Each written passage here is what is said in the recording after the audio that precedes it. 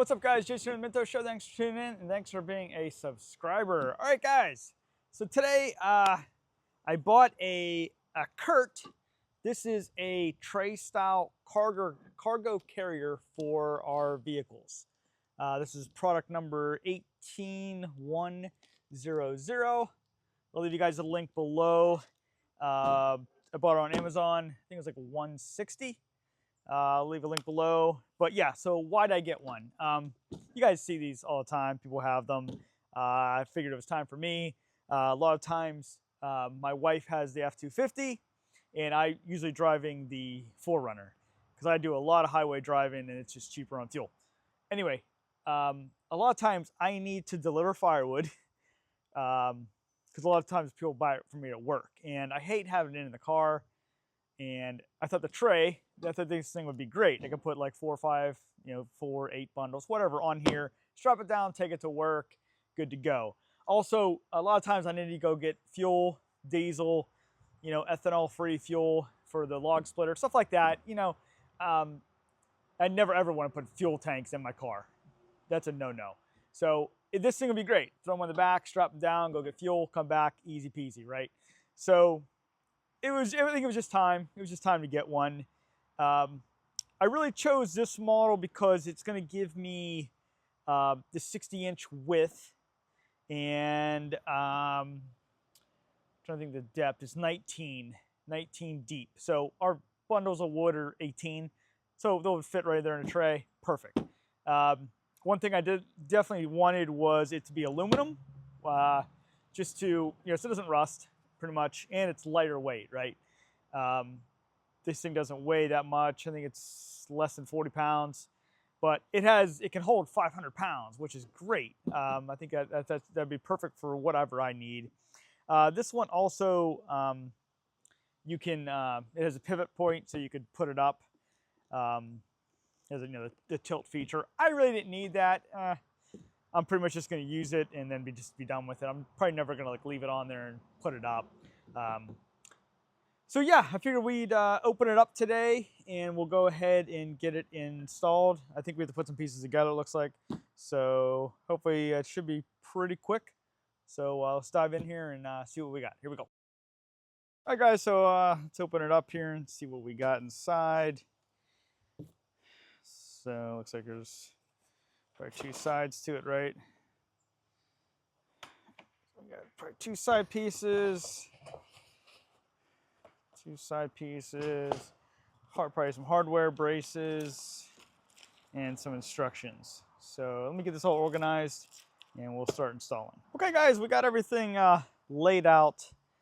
The 2 trays, all the hardware, like the bracing material, the part that goes in the hitch, and some bolts, and we got some instructions. So it doesn't look too terribly hard. First part we're going to do is we're going to connect the 2 trays together using this small bag bolts here, and then we'll move on to the second part. All right, guys, first of all, we're just going to put this plate. They give you 2 of these plates. They go on the outside, and then we run our bolts right through here. And then once we get this done, we'll move on to the next part. All right, guys, so we got the top bolts in. You're supposed to just do the top bolts on each side here. So that's done. So I just kind of laid it out like in the picture now, how all the braces are supposed to go. So we have the main tube. There's some pieces that go below, piece that goes on top here. And so we just got to do the other side, and there'll be some pieces that go across here. A bolt runs right through the top here.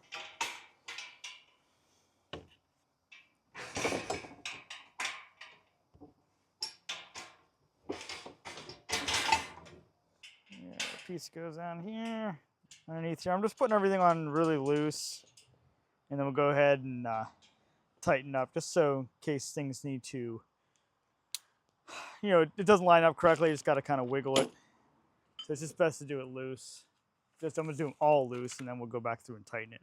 But pretty much the next thing we have to do is these cross pieces go underneath here, and they go right across. And there's a little spot here for that.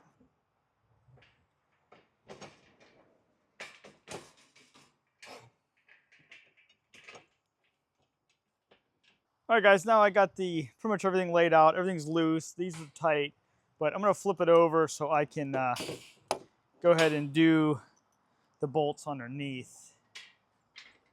So let's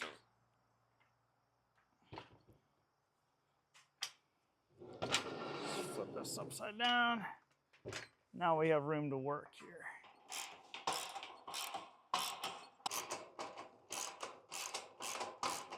All right, guys, we pretty much reached the end. This time we're going to put, this is the folding shank. This is what's going to go on the end here. This will enable it to fold. So pretty much we just got to run this big bolt here through here, and then there's a pin. Let's just double check here. Pretty sure it goes this way. This one goes there. And that will enable it to turn like this. And then there is a pin that they gave us right here. This pin with the cotter pin will go in here. That'll lock it in spot. Then when you want to put it up, there it goes like that. You put another cotter pin in, and that's what holds it up. So we're pretty much, we're here. Just put this cotter pin in right now. And then we'll go ahead and give it a tighten.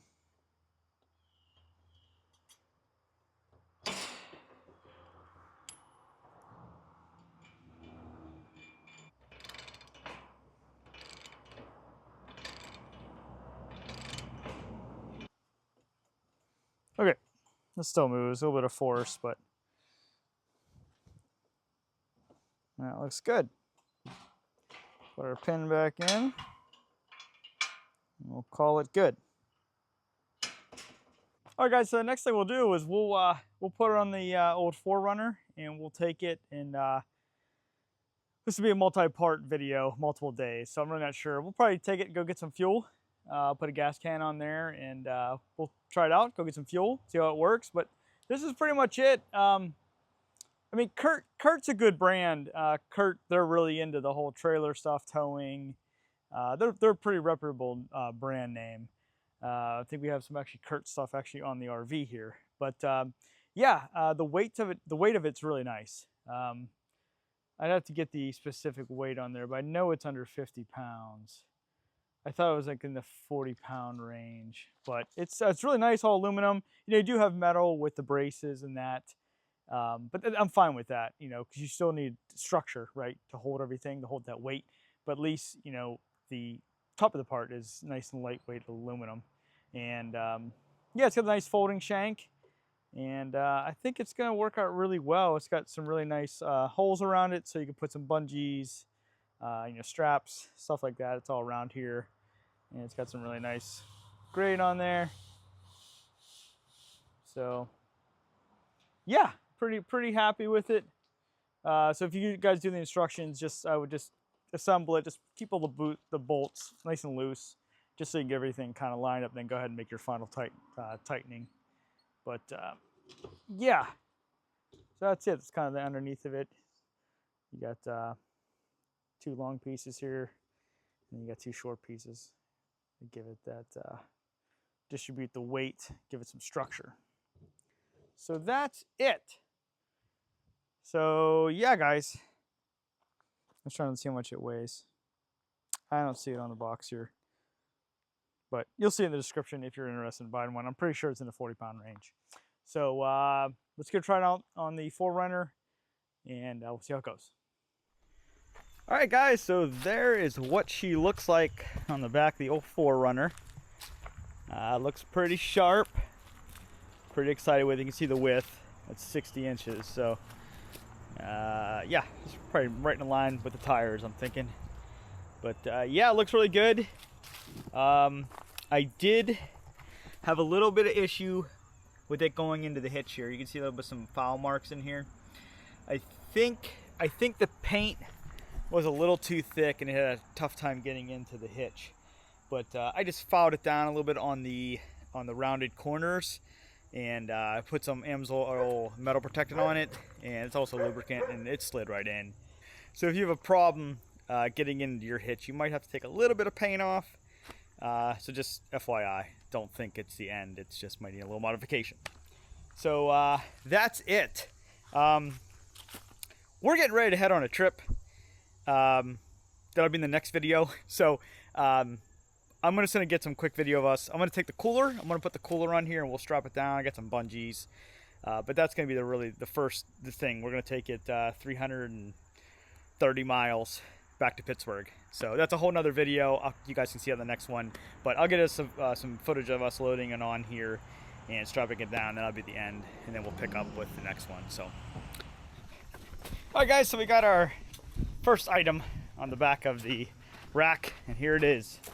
We put our Arctic cooler back here, and there she is. I just put 3 straps, one going across and then 2 diagonally. Put a little rag in here because I didn't want the plastic. Hitting the metal bolts, scratch this thing all up. And then we just threw a pool noodle on the back here just so it doesn't shift. It doesn't shift. But yeah, there we go. I'm pretty happy with it. And actually, this thing opens and closes just fine. I'm pretty sure. I think we moved it. Now it hits. Probably because we put this rag in here. But that's all right. We'll just tip it a little bit and get it closed. But yeah, there she is. So that'll hold the cooler, and we'll be ready to go. So that's it. All right, guys. So thanks for tuning in. Thanks for your subscriber. See you in the next one. Bye, guys.